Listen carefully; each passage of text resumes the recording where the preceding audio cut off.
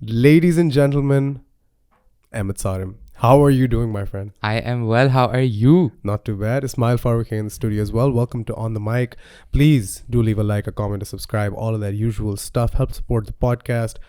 Ahmed, I just want to say right off the bat, I'm so glad you're here. Thank you so much for making the trip. I know you were in town, but thank you for taking out the time.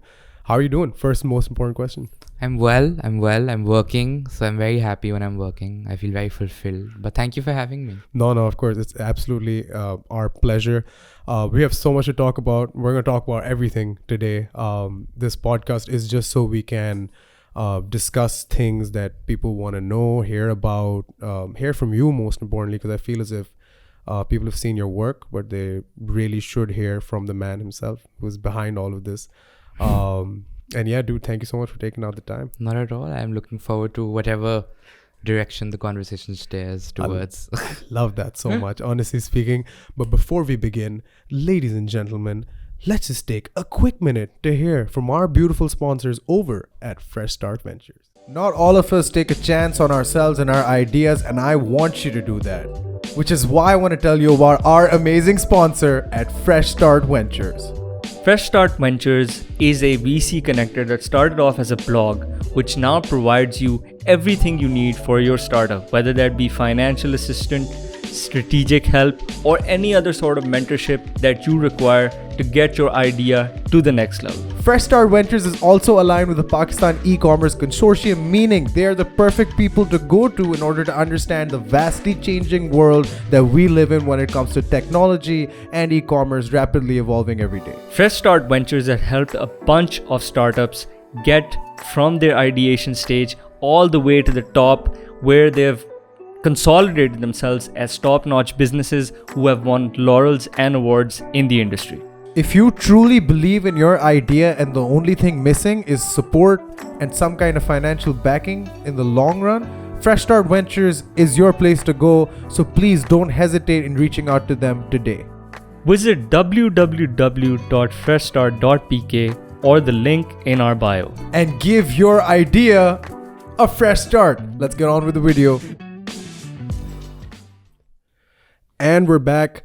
Also, before we begin the podcast, I just want to say, if you want to go grab a WRG hoodie, that's Wrestling Revolution Global at WRGPAK, our wrestling partners over at the beautiful people at WRG, please go to the link in bio, leave us a DM at onthemic_official, book your hoodie, very limited stocks available, help professional wrestling in Pakistan, help sports in Pakistan. These guys work their asses off and really literally go through tables, ladders, and chairs just for your entertainment, so make sure you check it out.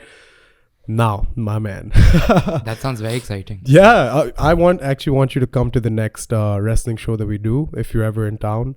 When is it? They had I'm not allowed to say, but it's probably end December or early January. We're still in the Let me middle know. of I'd love to witness all that it is. It's something else, dude. Like, as a non-wrestling fan, I think you can speak better. That was pretty amazing, to be honest. Not as a non-wrestling I've fan. shit on wrestling my whole life. That's him. But it was pretty fun. Like, when you see human bodies like flying around the ring or going through tables or climbing up ladders, and just something else, man. Damn. Yeah, I mean, but you come from the world of cinema, and like you said, you're a very avid filmmaker. I just want to start by saying, like, when you first started with filmmaking a couple of years ago, and you said this is what I want to do, compare that to now, how has that first couple of years been in terms of just getting to execute your art and getting to execute your vision into reality? How's it been so far for you? I think coming back to what you just said, even wrestling, I think as a filmmaker, as a storyteller, at the end of the day, I think it's one's job or craft or inclination to draw from good stories, and that could be a really good story itself as something that we can visually represent. But I think that's what the journey's been like. Like, I've worked on shorter projects, so independent short films and a series. Yeah. So I think so far I've actually genuinely been very happy with however things have been for me, because I've gotten to do or tell stories that I've wanted to tell, so there's been great sort of satisfaction as an artist for me, if I may call myself one, that I've been able to really tell the stories that I wanted to, and dabble into different genres. Like, some of my short films range from being social commentaries Mm. that talk about mental health to sort of the position of women Pakistan. in Pakistan and just the society at Yeah. large, to even a dark comedy, you know. Yeah. So I've talked, and then Midsummer, which is a high school drama. Yeah. So I think I've just been very honest to what my stories have been, and I want to continue doing that. So if you ask me what the journey's been like over the past, I think 2.5 years, Mm-hmm. it's been very. I mean, it's given me a lot of purpose. So yeah, I'm happy. Yeah, and people might not realize this, but you're quite a young man. Like, you're just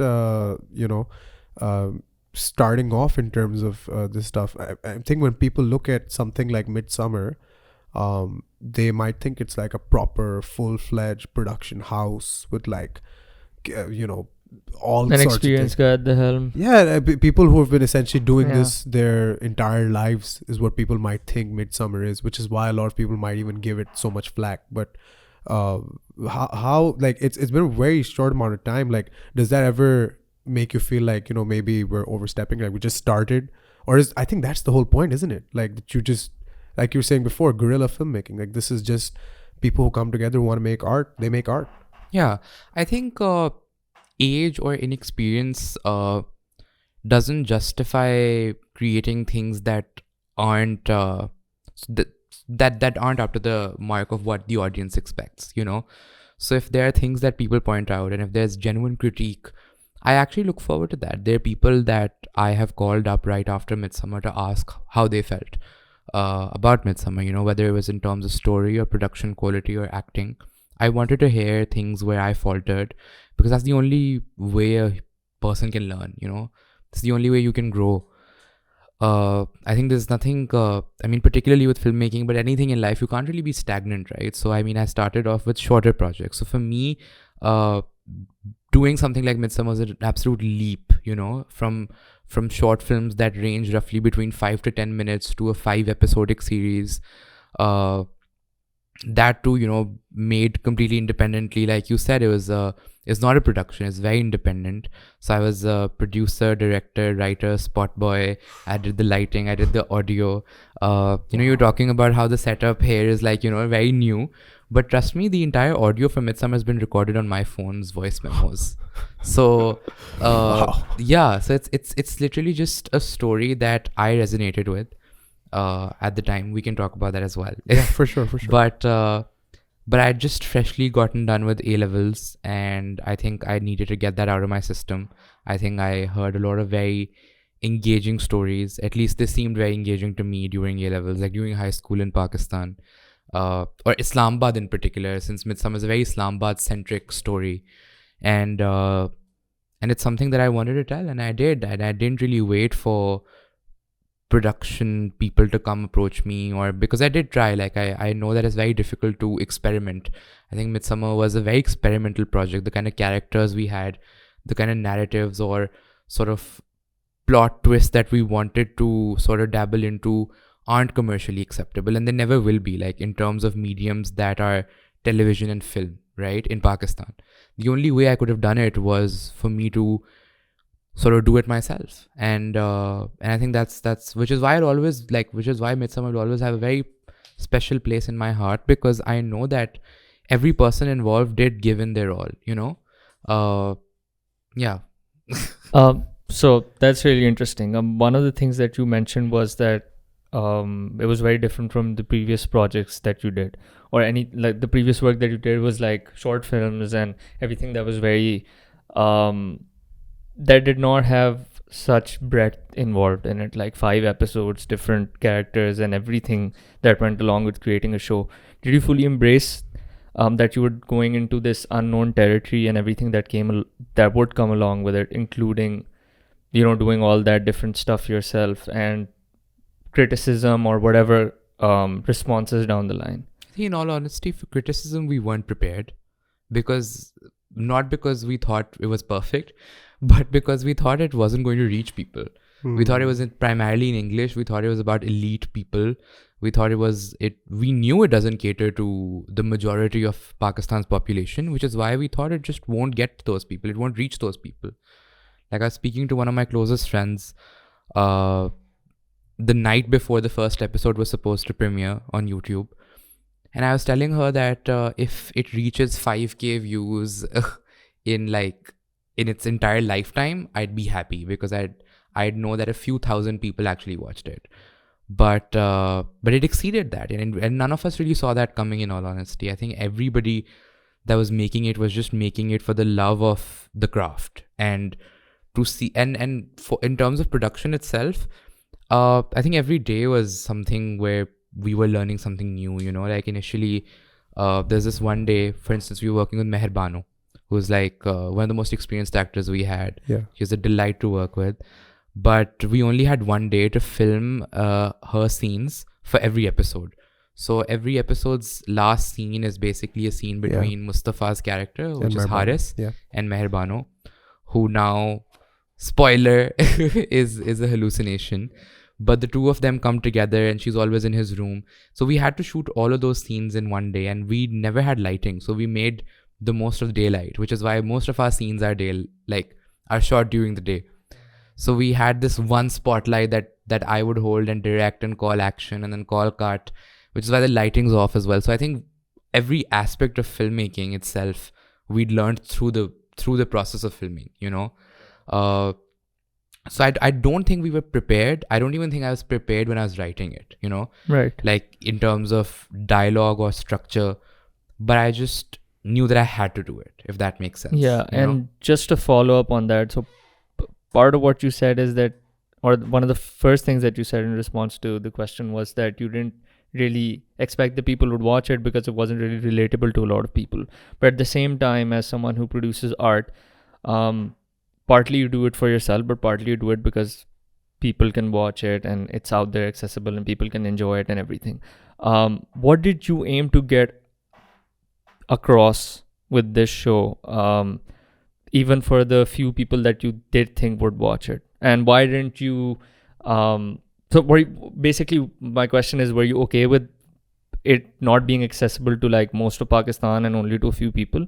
And to those few people, what did you want to get across? And this is coming from the guys who do a podcast mostly in English, by the way. We are kind of the similar mindset as well, but like we want to understand. But you get what I'm saying, right? Like when you speak in English, you know that it won't reach beyond a certain point. But obviously you had something in mind कि जो मैंने निकाला है उसका बड़वा I want to think get for across. anything I write, it's primarily because I genuinely feel like it's a story I want to tell. Like one of my next projects is in Punjabi.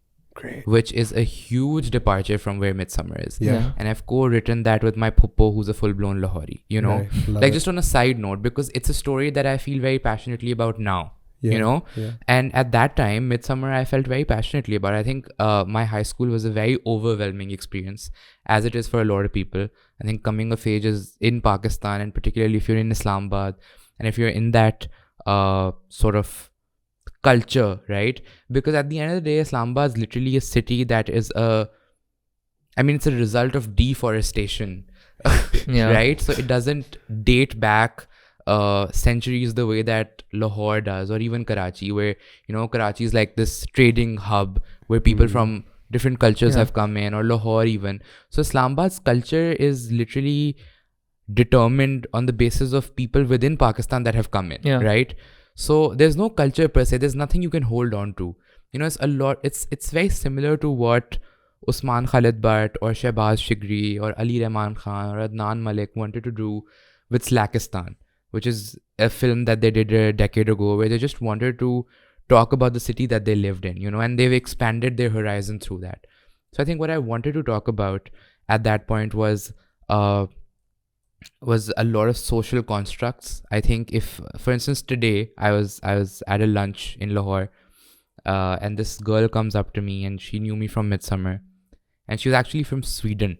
So her friend recommended that she watches Midsummer. And she binged on it last night, and luckily, apparently, we bumped into each other today. Wow. And we had this lovely conversation. Imagine her life. Like she watches the show, like, whoa, wait a minute. But yeah, crazy. Yeah, I think it's a cool story. But apart from that also, I think what I really liked was that she was able to, her and a bunch of other people were able to understand what the underlying context of Midsummer was. So we're talking about social constructs. We're talking about peer pressure. We're talking a lot about familial issues, the environment that you grow up in, right? Like Haris and Sameer are protagonists in the show, like played by Mustafa and Khushal. Yeah. They have their own stories, and the human mind and how it's made up. We were talking a lot about actually taking. Actually talking about what is expected of a high school student in Islamabad. How you're supposed to be cool, what the parameters of coolness are. For instance, Ushna is one of the characters, again played by Mamia, who goes back home and covers herself in the 3rd episode. So every character in my head, I'm sure it wasn't able to translate as that. Some people saw it, but I also know that I'm very self-aware of where it lacked in terms of writing. But if you still are able to look beyond the whatever the sort of what's the word for it, shortcomings, whatever the shortcomings may have been, and if you're able to look at what the character arcs are, every character is I genuinely don't believe that a project needs a propaganda or a message, but what I wanted to do was just mirror society and the expectations that come with coming of age. It's very difficult to do that, especially when you go to a private elite Islamabadi high school. There's a lot of conformity that is required of you, and I think that's what I wanted to talk about. The whole party culture, for instance, in the 1st episode, the position of women, identity crisis, like for instance Alaina and Kyra, a lot of these characters, what is expected of you, when you're a young adult, when you're coming of age, when you're like in your adolescent years, you're expected to be a certain way. And so every character in the series is putting up a certain facade. For instance, Haris goes back home and he opens up to a hallucination in his head. So we're talking about mental health, we're talking about a lot of representation there, a lot of stories, and so I'm genuinely very proud of that. I hope that kind of answers what I was trying to do with Midsummer. Definitely. But that's kind of what the motto was, to be able to have a very diverse set of kids that go to one school, and now they're done with high school, and it's their summer before college, and it's this one summer where they're literally trying to figure themselves out, and everything's falling apart for them. Right. So because there's a lot of chaos in the show. Hence the name. I see. Very smart. But okay, I want to talk more about the story and go a little more in depth about specific characters, moments, or just the story progression. And also, I want to go more into your perspective when it comes to the days they were being released, and your understanding with the actors in terms of its release. We'll get to that in a second. There's 2 things which I need to ask, which I feel as if I don't ask, a lot of people are gonna like beat me up, because these are questions that a lot of people I think had when they looked at the show. I'm gonna start right from the start, the beginning. The cake, right? Yeah. The cake. You know where I'm going with this. Yeah. Was that intentional? What? Her episode. The fact there was the first shot of the first episode, Haris, I believe, goes to cut the cake. Yeah. And it's already cut. Oh, that. Is that intentional? No, it was. Okay. Settled. That's settled. So what was the cake featured heavily? So basically, in a lot of the हमने एक episodes. slice काट लिया था और वो record नहीं हुआ था. Oh. So we're just like shit. दोबारा काटना पड़ेगा. I love that. Guys, we had one camera, like one DSLR. We didn't even have equipment for these. ये holders भी नहीं थे हमारे, gimbal shimbal भी नहीं था. Damn. Like my. Actually, this is made by hand. Yeah, it's all like, what's it? Why am I forgetting things? So क्या होता है जब आप हाथ पे shoot करते हैं? Handheld. It was all handheld. You know. And that too shot by one of my friends who's like 19. It was entirely mounted by a teenage cast. And I'm not saying that we're hiding behind our ages. Of course, like constructive criticism completely. Yeah. But we're just trying to say that this is one of the first times that we were actually trying to experiment, Right. I think if nothing else, Midsummer did initiate a conversation. It brought together an entire audience of people that don't consume Pakistani content otherwise. Yeah. Like the people that made Midsummer trend on Twitter every week. I would really like to question those people if they've watched drama serials, if the dialogues in drama serials are as real as normal conversations are. Or even Pakistani films for that matter of fact. I love Pakistani entertainment. I live for it. But at the same time, I think what it for Midsummer in particular, what it did do was sort of initiate conversation about what a younger audience in Pakistan wants. And it's also given a lot of hope to producers that there is an audience, that you can create good content.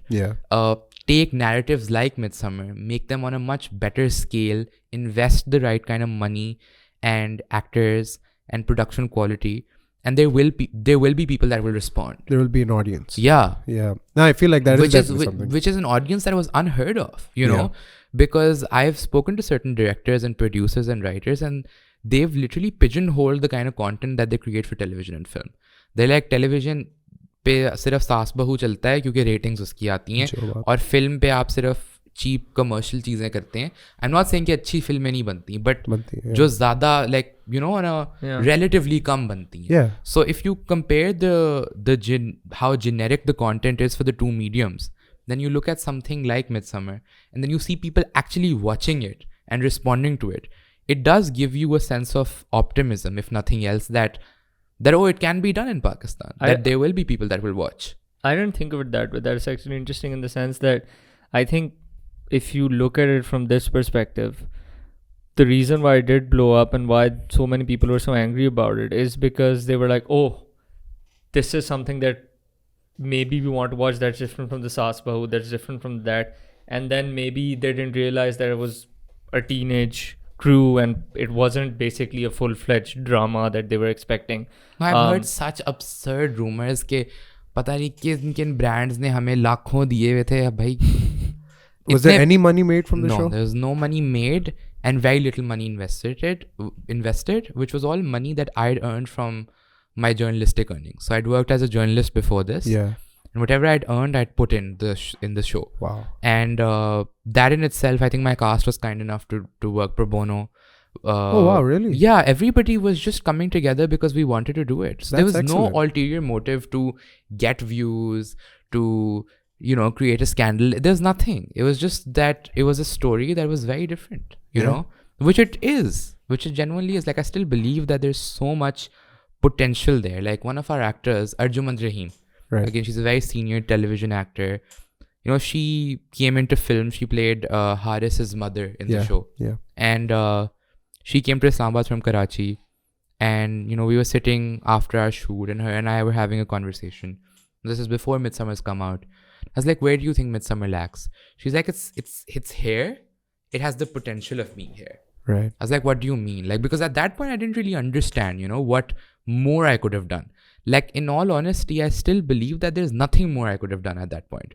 With the kind of understanding I had of dialogue writing or screenwriting or scene structure or direction or cinematography or editing or acting. All of which you were I think every responsible aspect of everything that goes into filmmaking, there's nothing more we could have done. So which is why I'm actually not disappointed.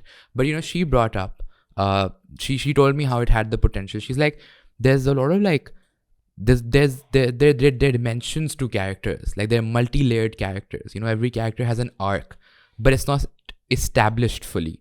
For instance, there's so much happening that there's no one character you can hold on to. Yeah. And these are things that I acknowledge myself now.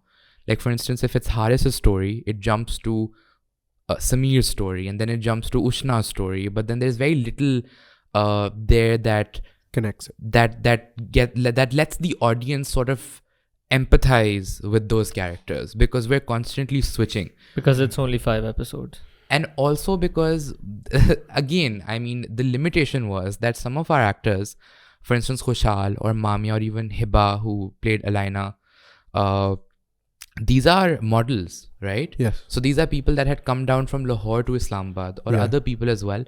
And there was only so many days I could have taken. So a lot of it was written knowing what the circumstances were. So I'd write knowing that ye sara na ek din mein shoot karna hai. Like, jo party sequence hai, like all of the first episode is shot in 1 day. Whoa. Because I knew I had to do that in 2 hours. Like, you know what I mean? Yeah. Like, if I knew कि मेरे पास 4 दिन है और मेरे पास लाखों हैं extras को pay करने के लिए और actors को pay करने के लिए, और I've booked them for certain days, which is what's required of the job. I would have written it in a way that is more extensive, that is more relatable, that justifies a lot more things that are in my head but probably weren't able to translate as well. but it was written and executed knowing that we have limitations. Yeah. Just on that, I think, did you have excuse me, did you have a thought in your head thinking about the limitations, KR, maybe this whole character arc thing, this multi-layered story that I'm about to tell, it's a hard thing to do, and it's even harder to do when you've such a short amount of time because of your limitations, right? Because actors jo hain, unke paas time come and everything, you've only got 5 episodes. Did you think that you could pull it off in such a short amount of screen time? Or did you have an idea in your head that maybe you could go in another direction and tell the story a different way? Because maybe this couldn't be done by anyone in such a short amount of time. Like, jo arcs wale jo cheeze jo well established. So did that conundrum ever come in your mind? No. I mean, not while I was writing and not while I was filming. Like, at that time, my only concern was to be able to get it made, you know? Like, what a lot of people also don't know is that it was shot twice. So it took a year for us to complete Midsummer. Initially, it was shot with a different cast who had to back out. And so at that point, the entire show had to be reshot. And I had given up. But then I picked myself up and I realized that I need to do this. So it was reshot. Sorry, the cast backed out after? Yeah, after filming. Okay. Because again, there was nothing proper about it, right? We didn't have contracts. It was literally just a bunch of my friends doing it. But it's already short. What did they say? We don't want you to put it out? So basically, there are certain reservations with the kind of content that was there. Because it is slightly explicit, and I pushing suppose. the envelope. I mean, some of the themes there are very... suggestive I think more than suggestive, they're very controversial. Things that I would suggest we don't even talk about explicitly, but things that are unsaid within the series. So I think the main reservations that some of the cast members had were those. They thought there was a lot of flack that was going to come in terms of the subject matter. Right. The execution ka hame nahi pata tha. We didn't know until it was out that, execution शायद इतनी अच्छी नहीं है. हमारे दिमाग में अच्छी थी. Like, if I'm being honest. Also because we don't really have anything to merit Midsummer against. Like, do we have another high school drama in Pakistan that was beautifully made? No.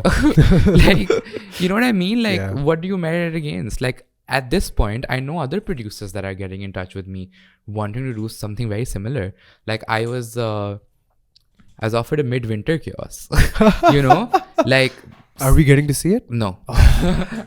Why? Yeah. So I've discussed this with my entire cast and team. We will do a Midsummer sequel, but then breaking news. But not anytime soon. Or whenever it happens. You heard it here clip first. This out. Yeah. So Midsummer sequel will happen. It'll happen with the same cast. So all of us will come together, you know. Let's go. So which is why I don't want to do it with like any other team per se, you know, like it's something so personal to us that we would want to keep it like Midsummer is like a family, you know, like that's sweet. Considering we didn't have budgets, the entire cast stayed at my place, right? Oh, wow. So like Mamia stayed with us, me, Khushal stayed with me. Like there's this, like I'd cook for them also.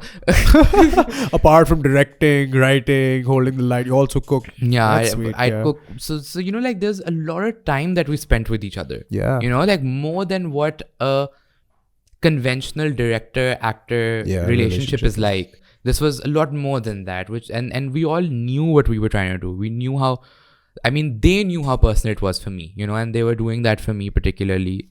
Also to, you know, sort of experiment with their own craft. Yeah. But, you know, like, coming back to what your question was, I don't think that I fully understood where we're lacking until it was out. And then there was a lot of reflection and a lot of conversations with a lot more established artists. So when the first episode came out, I called Meherbano, who's in the cast. Yeah. Then Ahmed Raheem, who's in the cast as well. Like, she told me about the potential that it had. Yeah. She told me about what a script doctor is. So a script doctor is like a more professional, sort of academically trained script writer, screenwriter. So you write something and then they fix the structure of the scene. Very interesting. Like, you know, add something that can give you greater context of what the point of the scene is, or subtract things that are slightly irrelevant or not as engaging. So a lot of production houses in Pakistan have those. So the biggest production houses in Pakistan are given scripts, and then there are people that are the production house's own employees that doctor those scripts, you know. So these are concepts I wasn't familiar with. Like I didn't even know what this was, you know. So at that point I genuinely thought that because in my head I was justifying those arcs. In my head I knew that every scene did have a point, but then I could have added, like now that I think about it, I could have added more scenes. I could have sort of bettered the scenes that were already there, like added a dialogue or subtracted a dialogue or worked on the acting or worked on the camera work. You can never fully be satisfied with your work. I believe in that. When I say I'm satisfied, I'm just satisfied with the fact that I did it, you know. Like I don't think of it as something that I shouldn't have done or something that disappoints me, any of us. Like I think the entire team, and we did get like mad hate. But I think and initially it did take us aback a little. Like after the first episode in particular, we were all just like, oh, like kya ho raha hai? Like, should we have done this? Was there like a point after the first episode where any of you thought, okay, let's not release the rest? Or was there any nothing like that. We were just like, oh, okay, so people are watching and they might not be liking, and what are they not liking, you know? So we were just trying to figure that out initially. Ke aisa ho kya raha hai? You know, any of the actors go like, sorry, listen, we can't, like, please don't release the rest, because dude, it was like, it was brutal. Like I was like, you know what I mean? Like we have a lot of artists here, and influencers and all of that in the podcast frequently, and they talk about how much hate they get and everything, and we always, but ours was unprecedented. We always sit here and say, yeah, you should, like, we tell people who listen to us to at least get something better to do than to hate on someone, because that is the lowest life form that you can pretend. Like, you know, I think it's very so, you know how my work might be reflective of the stage that I'm at as a filmmaker. I think what they say is reflective of where they are in life. So it doesn't really... So... Killed them, bro. Fucking roasted. No, that's true. That's very true. So I mean, not to be mean. It's just no, but it's true, yeah. It's just that it doesn't bother me. I think our conversations and what we say and what we write is very reflective of where we are. You know, like I completely agree that when I had written Midsummer, I did not have as much experience with writing. Hence, the slight loopholes or shortcomings or whatever you may call it, right? I've learned greatly from that experience, you know, and I'm currently in the process of working with like far more experienced artists, which I'm very grateful for. That's a separate conversation. What I'm trying to say is that at that point, what I'd done is reflective of me then. And I think at this point, whatever people say is just like, it's just reflective of how they sort of respond or feel or emote. I just pity them. No. And you should. Do you both feel there's a difference between hating on influencers or people and hating on a video or a show? No, I think there's very little difference, primarily because even if you look at Midsummer, like, whereas I can understand why people might have felt certain ways about the show, because I'm not going to sit here and say that, oh, I loved it, Ahmed, it was great, like, it was one of my favorite things I've ever seen. If I'm being completely honest, when I watched the show, I was also like, you know, there are things to me which, if I'm being honest, were just glaringly wrong, which, again, that depends person to person, right? Yeah. But there's a difference between, like, identifying those things and maybe not liking something, which I didn't like Midsummer, right? I thought it was a cultural phenomenon, like, which, unlike any other, it was like another rhythm fest for me, right? It was something which had never happened before. It was unprecedented, but there was a lot of things wrong with it, which I feel as if could have or should have been fixed. And the fact that you're sitting here saying that you've learned from it as well is the biggest positive that, you know, because there's a lot of people in your position who could have sat here and said, no, it's perfect. You know, I loved it. Or the fact that whoever's like shitting on it. Yeah, go after yourself. I'm not listening. It, yeah. So, or I'm not going to talk about it. You know, these are all approaches again, people like can I take. said, like when the first episode came out and people responded negatively, I called up people that I trust. So there's Mahira Khan, who I look up to, and she's been an absolute mentor to me. A very senior artist, of course. Usman Mukhtar, Meher Bano, who's in the cast herself. Oh, we had Usman Mukhtar on the show once. He was great. I love Usman Mukhtar. Usman Mukhtar is one of the first actors I directed. So I did a dark comedy with Usman Mukhtar. Oh, wow. It's a really cool film, by the way. So not a lot of people know about it. It's up on my channel. plugging that in now that you Sure. asked. It's basically a conversation between a father and a daughter trying to reincarnate their dead cat by calling spirits. So they throw around ashes and they're performing some kind of ritual to reincarnate their dead cat. So Usman And- Mukhtar is in? Yeah. And it's a dark comedy. I love that. Very nice. That's awesome. So it's one scene. What's the name? Since you're plugging. So it's called A Twisted Tale, but the tail is TAIL, like I the see. cat, a Okay. twisted tail. I love that. But my father named it. My father names a lot of my work, by the way. I want to put it out there because he always says I don't appreciate him enough. I love your dad. Yeah. But yeah, no, that's awesome. But yeah. you were talking about I was talking to you about how I personally reached out to people and asked them what they found wrong, you know? Like, I genuinely want to have those conversations. Like, I'd even love to hear what you found wrong, you know?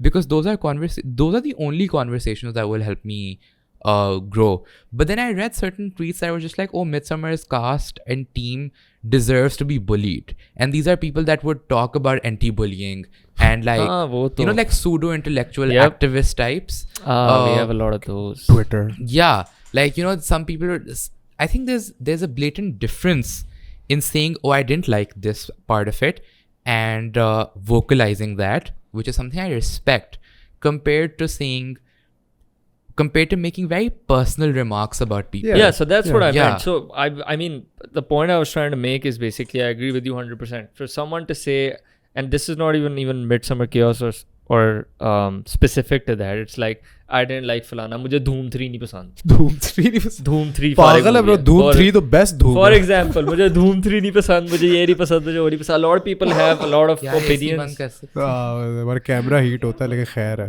ओ, यार अच्छा ठीक है, हम कर लो, जम on कर जाएंगे लो। वैसे, लेकिन खैर है. 26 पे कर दे I think. अब You want a jacket? नहीं, I'm good. I can actually get you a jacket. नहीं, thank you. Okay.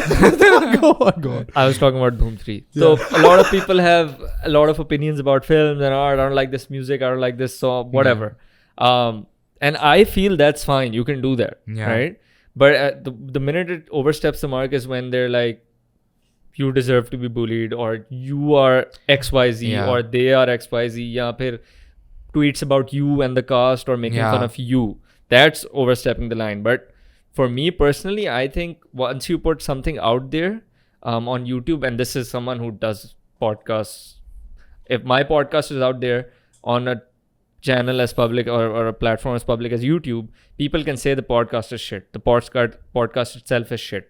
That's Yeah. fine. You know, But- like a lot of people argue that, you know, like being public figures doesn't make you public property. And I agree with that. But the bitter truth is that you are public property. Yeah, you can be You criticized are- for what you put out, you're but putting not for you. And unfortunately, that happens as well. Like, you just Yeah. have to take it with a pinch of salt. Yeah. I realize that I cannot stop people from saying what, and it can go two ways. Either I can severely be affected, which I was for a bit. Like, I'm not going to lie. There were days where I wasn't able to get out of bed because I'd open my phone and there would literally just be hate. We'd be trending for all the wrong reasons. And, you know, some of my friends would just be like, oh, no publicity is bad publicity. And I agree with that. Like, Midsummer has become what you, like, you know, called a cultural phenomenon because of that only. And I'm very, like, I mean, weirdly, absurdly grateful for the hate Yeah. because they made it what it is today. Yeah. My haters make me stronger. Cringe. But That was the point. You got wrecked, bro. Yeah, go on. I think they've made all of us who we are. Like, Yeah. Kushal's doing so well now. Oh yeah, I was think- gonna say like those actors. Like, Mustafa's doing so. Mustafa has an entire fashion line now, like a brand. You know, yeah, like Hiba is a Hiba, Mamia are like high selling models. You know, Yeah. like they're doing great work. yeah, And of course, a lot of it has to do with what they're capable of as well. yeah, But it did give us a platform. You know, it Yes. put us out there more than any of our work before that. yeah, It's something all of us acknowledge that we'd all been, like, I'd been doing short films. Like, I'd worked on a lot of short films. I'd worked with Sabah Qamar and Myra Khan and Usman Mukhtar, who are apparently a lot more commercially successful than the Midsummer cast, who are all debutants. But you don't know those short films. Yeah. Like, a lot of people who watched Midsummer don't know me from like, know me or my work prior to Midsummer. Right. You know, similarly, a lot of the cast that was in it, they were very successful models, and a lot of them did really well with their respective professions, but they got that platform. So I'm very like I'm saying that, you know, hate, I just don't let it get to me at all. I read it, and I read it as just something that is, I mean, I'm repeating myself consistently, but it's just that it's reflective of them. Yeah. It does get very personal, and it's only human for you to sort of just be like, oh, this is Yeah. a bit much. Yeah. But क्या कर सकते हैं यार? Yeah, and honestly, like तरबियत कर सकते हैं पूरी generation की, which will take like I don't even know how long. Yeah. But this is the least of our problems. Yeah, don't take that up on yourself क्योंकि शायद वो कभी ना हो. I mean, I'm just consistently disappointed by what kind of human beings are in Pakistan. Like one way or another सामने आता है, and it's like something in the news or something you see in front of you or something you see online. You're just like, man, like, you know, I wish we were just better than this. But I guess this is human nature. I guess we can chalk it up to human nature, chalk it up to lack of tarbiyat, as you were saying very aptly. And kind of switching gears, I talked to you about the start of the show, and I want to talk to you about the end as well. We had Hamza, Be Like Hamza, on. Shout out. Love you, bro. He's a good friend of mine. He was here. I think he's also one of those people who kind of like at least talked about the show afterwards. Made it a point not to get personal with anyone or whatever, but did talk about the show, and he came on the podcast. He talked Like at great length about like, you know, when you talk about hate, I'm really sorry. No, go. There were certain influencers that would go live after every episode and shit on every scene. That's what bothered me the most. You know, when people like collectively come together and do it. And like, I would genuinely like have major like anxiety attacks. Like I have anxiety now. Like my heart's constantly just like sinking. Like if I'm in a public place and somebody comes up to me or somebody recognizes me, my instant reaction is to say no. You know, like don't come to me, because I'm so on guard of what they'll say, you know? So I think that's my biggest issue with hate, by the way. That people who get hate themselves for the content that they create, whether people like it or not, there will always be people that will disapprove of you. Yeah. I think they should not be the ones to publicly humiliate you. That's true. I think that's in bad taste. Like I actually want to say that. You know, these are people that have platforms and they've used their platforms to belittle other people. I reached out to some of those and I was like, you find a problem, tell me. You know, I'm always going to be open for a conversation, and you know that at this point, you know? Yeah. And this was while the entire thing was happening. Like while those episodes were coming out, they were like doing all this as getting in touch with them. And they're like, we don't owe it to you. We don't owe you a conversation because this, like your content is giving us content. And I think that's just sickening. That's parasitical. Yeah, I mean, when people take joy in shitting on something collectively, I think that's when it gets a bit much. Especially वही वाला ना live stream करके सारे इकट्ठे हो गए and they're doing it. I mean, to not like something is one thing, but then to like, because it is so convenient to say I don't like something and to shit about it. I mean, I can, again, जो Dhoom 3 वाली बात थी, I can say I don't like a Dhoom 3, but then I can also go live for an hour with my friends and be like, Hrithik Roshan ganda. Yeah. Is it the one that had Hrithik Roshan? I don't know. I just named Dhoom. You like Dhoom 3. Okay, no. Like, why don't you know? I know Dhoom 3. Dhoom 3 had Amir Khan. Yeah. So I can start talking about how Amir Khan in every, like, you know, they would literally like pause the screen and talk about how chai is tarah nahi banti. So तीस तरह नहीं डाली जाती. बस फजूल लगे हुए थे ना. Just like low hanging fruit जो मिलता है. That kind of thing. Like और मुझे वो like again what I कि ये सांस क्यों ले रहे हैं? Like literally इस तरह की बातें कि उनके lips ऐसे क्यों हो रहे हैं? और bro वही बात है कि the biggest thing for me is cloud chasing is something everybody does at one point or another in their lives now, one way or another, right? Because there's always someone who's more clout than you, but this is like the worst kind of cloud chasing. Like episode khatam hui hai, Insta pe live jaake just like start talking about it. It's easy to show like सारे आ जाएंगे. Like what I was trying to say was that it's very convenient for me to do that. But as somebody who's been on the other side of the camera as well, they should know better. They should know better, and like I also know the kind of effort that like I have so much respect now for artists. Yeah. You know, for even people who create subpar content. Because I know that there's some people in the team that are very earnest to their craft and they're giving in their all, you know. And that is when I'd like to probably be like, okay, so this is my constructive feedback. Like as a viewer only, as an audience member.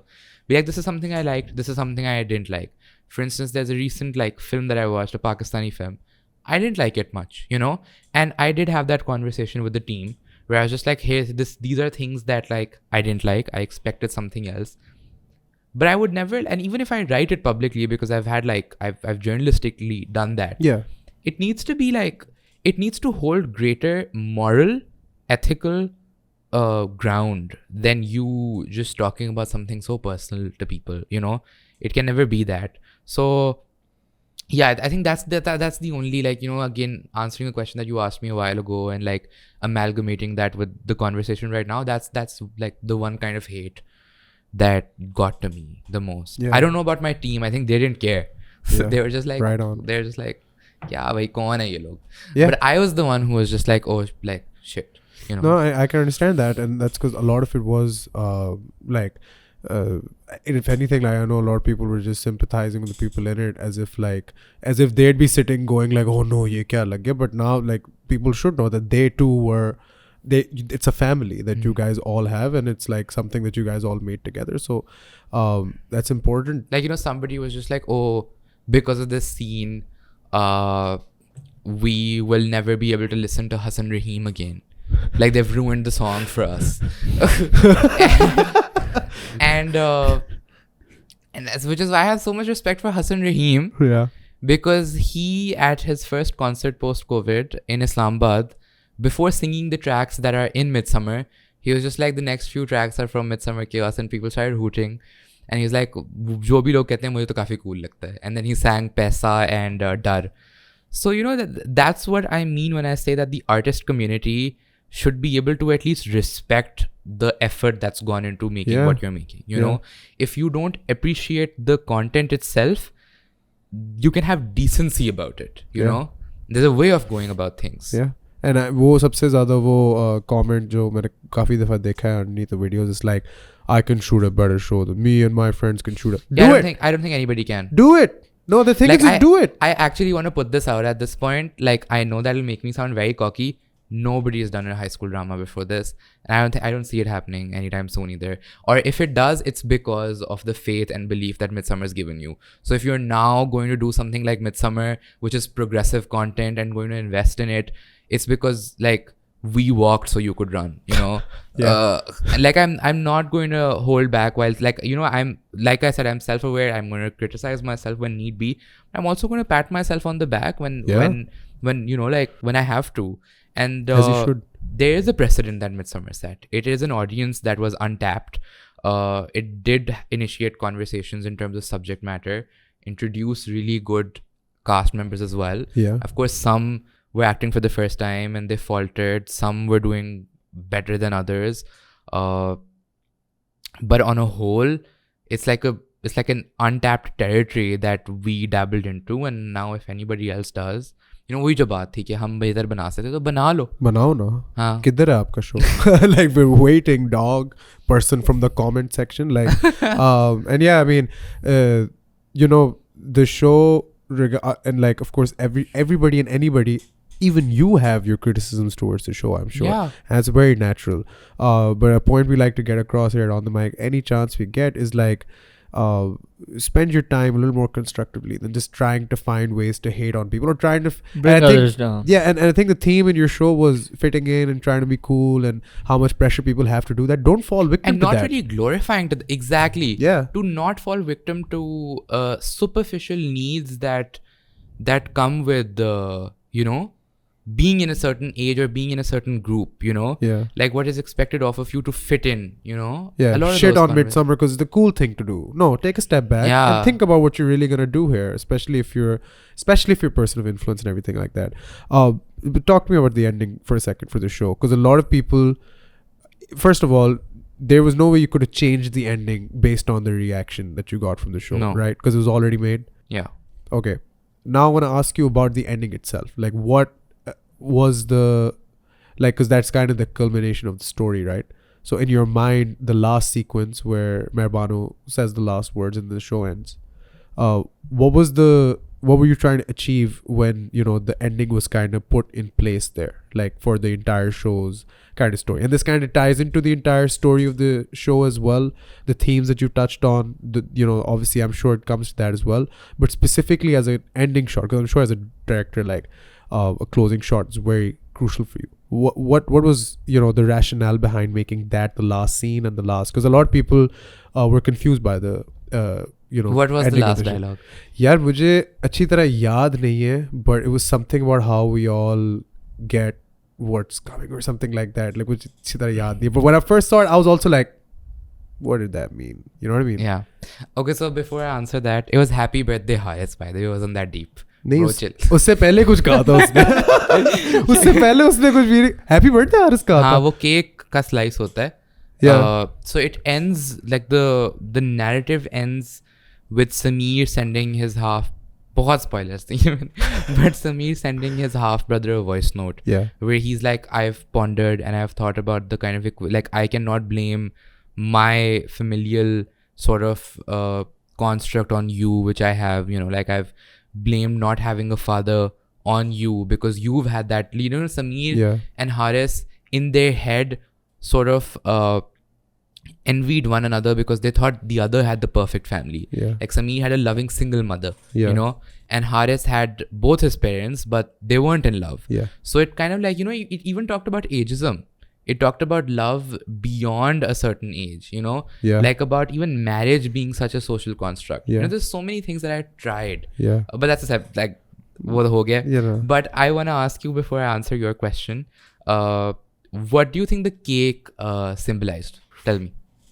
I wanted to ask you actually because her episode में यही पूछना चाहता था. हर episode में cake का एक slice I think होता है. It features in the both. That was one of the questions that I had when he talked about the cake. I thought that's what he was gonna ask. No, I was like obsessed with the detail of it all being cut. But to me, I think the cake, because okay, we see the cake at the start of every episode. Yeah. We see a scene of it being either cut or it being there. The first shot is, you know, his dad saying, you know, sorry your friends couldn't make it, but you're here. He's like, aap kya baat kare baba, you know, I'm glad you're here. And then he cuts the cake. Every episode kind of starts with that, and the show also ends with that, right?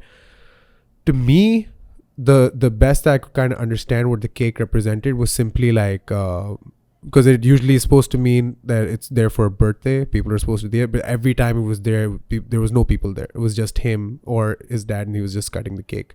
So for me, it kind of represented his loneliness, I guess, that, you know, there was a cake being cut at the start every episode, but it was just him, or it was just the cake again and again and again for all 6 episodes that was there. So it's supposed to represent like an isolated mindset, or like a very lonesome mindset.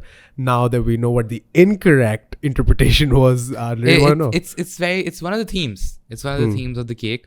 But so primarily in the first episode, so I'm a huge Tarantino Pulp Fiction fan. I'm not comparing it to Midsummer. Please don't hate me for that. Calm down.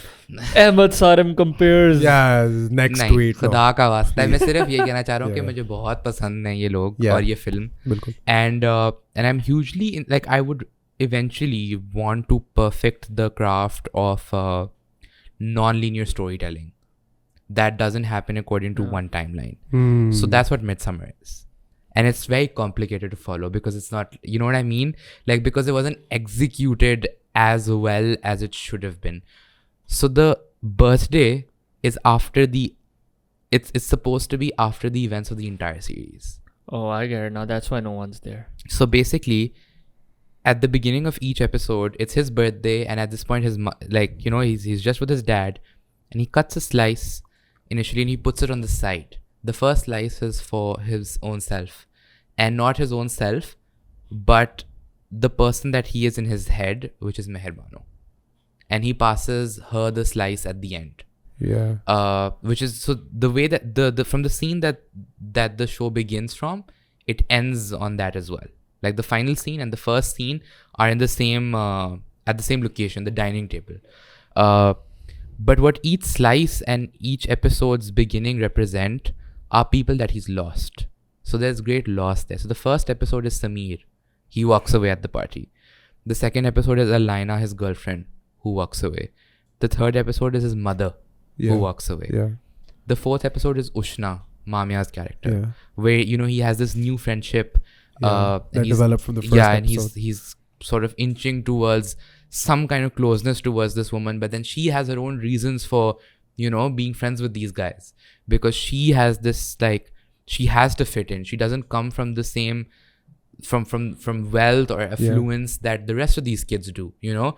So she has to sort of you know, get involved with the wrong kind of people, perhaps. And this is true of a lot of people, and women in particular, who are manipulated and exploited during high school, you know. Like the whole conversation about how her ex-boyfriend had objectionable pictures of her that he wanted to leak, you know, just like small nuances that are very prevalent in high schools, you know. But that said, every episode is dedicated to every character in Haris's life. So he's leaving a cake slice for them, hoping that they'd come back. So they're all laid on the table, but then in the final sequence, since nobody comes, he gives the slice to his own self, which is somebody in his own head, a hallucination. And that's after he's went to therapy. So he's sort of been diagnosed with you know, like, I mean, I don't want to put a medical term on it, but he sees a hallucination, and which is like, you know, a figment of his own imagination, Right. And that is all that he has at the end to hold on to. So it's supposed to be very poetic. No, but it does sound poetic, and it makes a lot of sense. Like if you genuinely watch every episode closely, every episode, and you don't really antagonize the people that leave either, you know. Like in the first episode, Sameer has reason to leave. In the second episode, Alina has reason to leave. Yeah. You know, everybody has reason to leave, and they've all, like, which when I say multi-dimensional, I mean, it's not like, oh, they're leaving Haris to Haris bichara ye wo, you know, aur wo galat hai. Yeah. They have the, you know, they all have their own set of They're not emotions antagonists and arcs. Yeah. There's no antagonist, no protagonist in the show, you know. I just wanted to tell a very human story. So just the loss of human connection, and how sometimes it's just circumstantial. You know, it's a lot of things that I tried. And no, I mean, the biggest thing for me is that, you know, you were very introspective about writing the show, and now you're very realistic about you know, the shortcomings of it, or how it came out. And of course, like, when you watch Midsummer back in 3 or 4 years, when hopefully, you know, you've gone to film school and all of that comes together, I'm sure you're going to look at it and say, oh, we could have done this differently, or No, I'm I sure say even that even today, now. even today, I'm say sure you that look even at it now. and you're like, Yeah. ye different ho sakta tha, ye different. That's part of it, dude. Like, if any of you make something, you know, listening to this, go back and look at the first thing you made. Go watch the first episode of On the Bike. Like, it's crap. Like, I look at it now and I cringe so hard. I have a southern accent, like, howdy partner, like, for some reason I don't know what's going on. Like, it's really, but that's just art, and I that's think in just 3 or creating 4 art. years, if I watch Midsummer, I'd just be like, how freeing, you know? Because when you're not working independently, and when you're working with other people, a production house, more seasoned actors, there's greater baggage. With Midsummer, the baggage came after it was released. Before that, we were just free. We were like doing whatever we wanted to do, shooting whenever we wanted to do, whenever we wanted to. There was no spell. Oh, tum 2 din free ho, aa jao. You know, it's kind of like that. I love that. So it was just so it's such a liberating experience. I think 3-4 years down the line, I just envy where I was at that point. Like, I still do. I think having greater understanding is a curse. Being aloof, Oblivion is bliss. yeah, exactly. I get you. So I think while Midsummer was being produced, I was genuinely the happiest, because I was on set giving my all to a story that I believed in, with people that I genuinely have immense love for, and without thinking about what other people made of it. You know, that wasn't something I thought about ever. And now those are conversations I have to reflect on, because those are very important conversations as well for a filmmaker. And it is, you know, on a larger scale, it is something I'm passionate about and would want to continue pursuing, of course. But the experience of Midsummer is just so beautiful and precious that there can never be a replacement, or never something that, you know, something I do that will be far greater in terms of every, like, aspect of the technicalities. it can't compare to Midsummer. Last question. I feel like you kind of already answered this, but would you change anything if you had the chance? No. I love that. That's beautiful. And you know what? That is a very powerful mindset. Like, I've made a point not to use the word powerful like Joe Rogan does he's so powerful. The great and powerful. Yeah, he says that Like- to everyone. But no, you are. I think powerful. Ahmed's like the second powerful I've ever said, or third. I Not don't. sure. We do not count. We've had 150 They're episodes. not that by the way. important. Second, yeah. That's very powerful He does, mindset. apparently. He is very important because Umer does. Umer listens to us for 3 hours on end, by the way, like when editing an episode. He knows us inside and out. Like today, he was like, you've warned us before. I was like, oh no. I was like, yeah, how does he know this? I love you. But no, that's a very powerful mindset. But like, And that's good. would I change my approach to filmmaking going forward? Yes. Would I change Midsummer? Not at all. That's Like, even better. is there learning from like, again, every little minute detail? There is like immense learning and a lot of things that could have been done better. But would I want to do them better for Midsummer? No. It is what it is. If it was exceptionally made with like a really good cast, like it's still a beautiful cast, but with, you know, professional actors and professional camera, it would just not have been what it is, you know? Like destiny and fate had it that this is what it's going to be. And this is the precedent it's going to set in. This is going to be this milestone pop culture. मैं फालतू में अपनी तारीफें कर रहा हूँ. No. बिल्कुल सही बात कर रहा है. मतलब That's correct. ऐसा होना था और ऐसा हो गया और मैं कौन होता हूँ चेंज करने वाला. Fuck yeah, dude. And I'm just, you know, when you were coming in here, you know, we have talked about the show previously on the podcast, and you mentioned that when you messaged me as well, that you've been critics of the show before, which we have been. Yeah. And I tell you today as well that we have been. But the thing I was thinking about a lot since you first sent me the message was, you know, firstly, like, I hope you're not, you know, coming here to like justify that the show was great, which, you know, you're very realistic about, which is, I think, is amazing. And more than that, I think, and you know, like, I'm no one to tell you this, but like, fuck them, dude.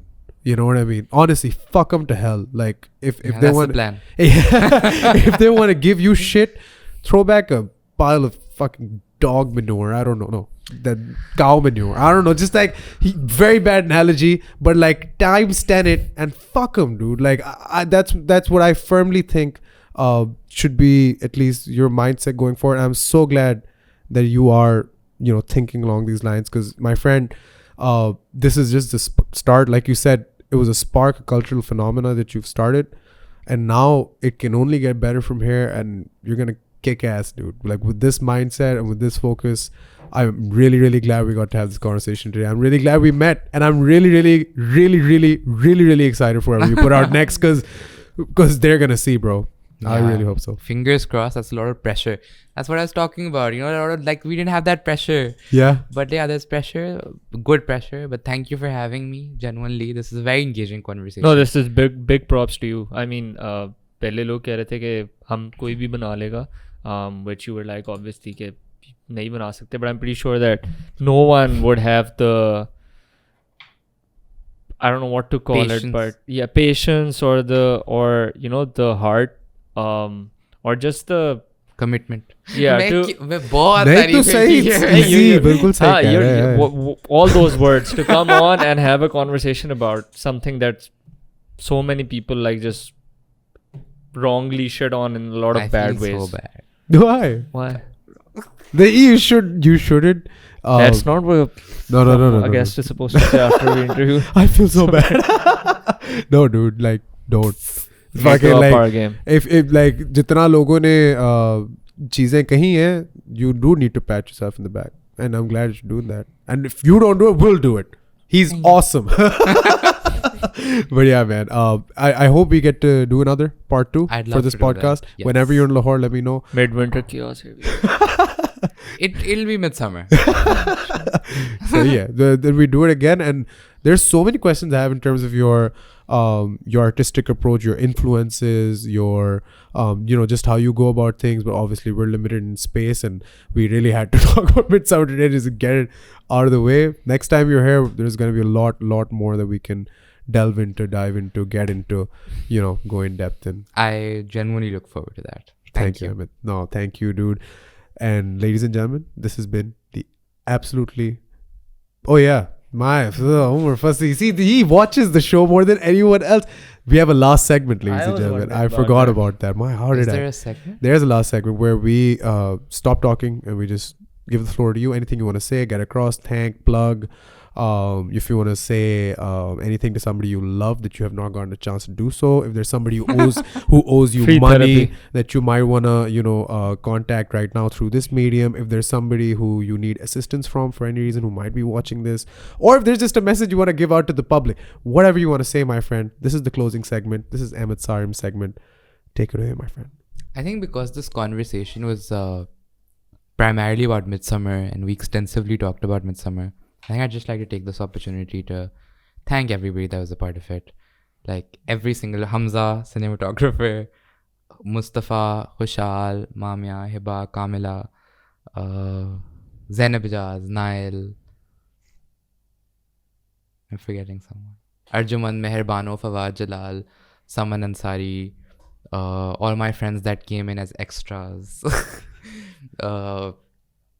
And just thank you for making it what it is, and you're all always going to have a very special place in my heart.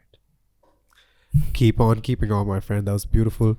Ladies and gentlemen, please leave a subscribe, a like, a comment, all of that. The usual. Ismail, take it easy and keep it tight. We will see you very, very soon. Stay tuned to On the Mic. We love you very much.